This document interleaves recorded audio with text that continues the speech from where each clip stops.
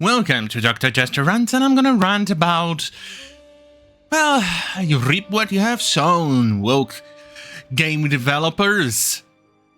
This is the result of wokeness. I've added a few games that I remember that were woke and are woke, and compared it with one that is literally a niche game. One that is similar to Dwarf Fortress, called Songs of Six. It's a very complex game, and it's very niche. It's not for everybody. It's a very good game, by the way, but it's very niche and not woke at all. So comparing that with games like Suicide Squad, as you can see here at the very top of the list, which is massively expensive. It's one of those games that makes you wonder how are they going to pay their debts after this, but this is Warner and all of those things. And they had Sweet Baby Inc. involvement, and it's not doing very good. With 304 playing right now, 348 24-hour peak, and 13,459 during its release. And they never improved beyond those numbers. Ever. Then we go with Forspoken.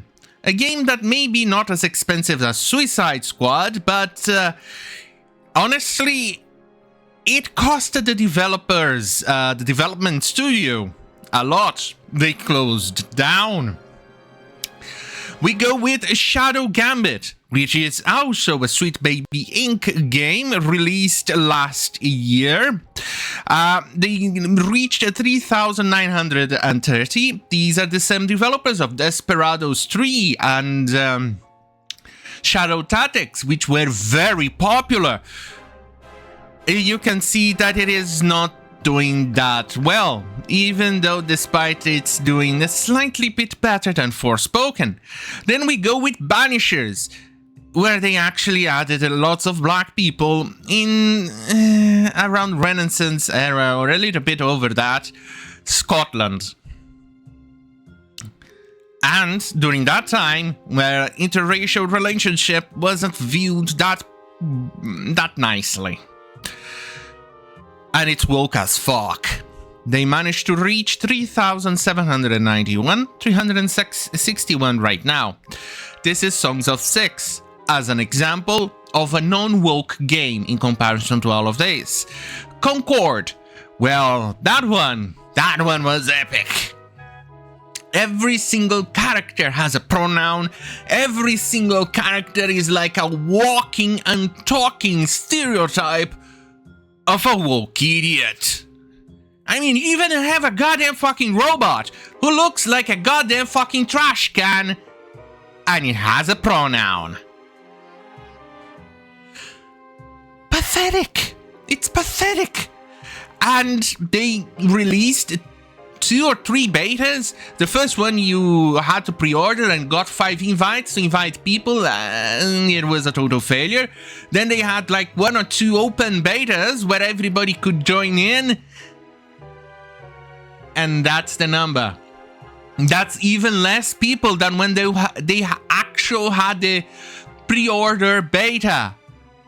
That's actually pathetic. But before I continue, here is something super epic.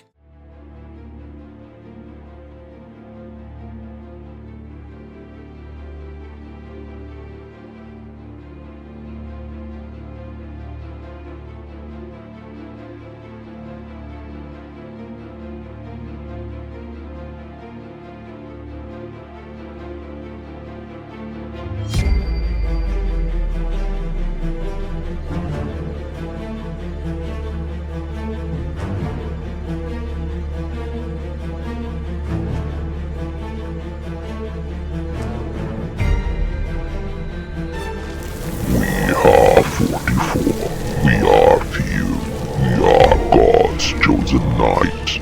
We are born of sin and crime. We are repentance personified. We are immortal. We are legend. We are God's wrath made manifest.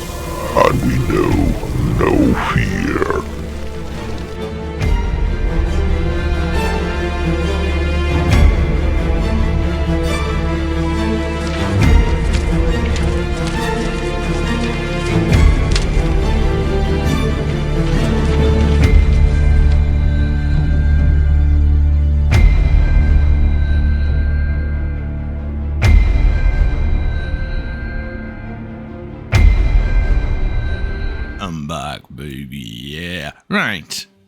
So, continuing on me bashing woke games, in which not even the woke idiots want to play. They make these games for these people, they make them, these games for these idiots, those freaks, and what do? They don't care. They will not go and play it. Why is that? It's because they are not gamers. If they play a game, it's going to be 1 or 2 and that's about it. They don't care, they are more interested in politics and activism than anything else. So, Concord, a literal game made literally for those fucking freaks, the nose ring mafia, the pink-haired fat weirdos, and they have refused to play it. This is not looking good for Concord. This may end up costing the studio its life. They may end up firing a lot of people and giving us, well, a bunch of other retarded, somewhat indie games that nobody is going to play. Why do developers still keep trying to appease these idiots? At least I'm glad that most of these properties here are actually their own property, except Suicide Squad, in which they literally ruined an entire lore and story and a studio. There's also Saints Row, which I actually forgot to add, but that one was an utter epic failure that costed Volition, an actual game studio that spans for decades, gave us Free Space and all of those games. Well, it closed down its doors because it decided to go woke. It fucking got woke. Now it's broke. And the same is going to happen to all of those. Let's take a look at Flintlock, which is the latest epic failure that was released at 648 in peak, 104 right now. It seems to be a very short, boring, and generic game. This is pathetic. A game literally made for the woke idiots, for the games journalists. And they couldn't get anything more than this. This is sad for them. Actually, for us, it's epic. It proves us right. Gives me free content for my channel for the lazy days out there. Like today. It's pathetic. I cannot wait. Literally, I cannot wait what is going to happen with Concord. It's going to be epic to see those numbers. I wonder how much it's going to be. Is it going to be 5, 6, 7, 10,000 people who are going to play during release day? Is it going to be 15,000? Either way, a game as big as this, with a developer like Sony, you need at least 20,000 or more just to start to break even. I wonder how much it's going to be.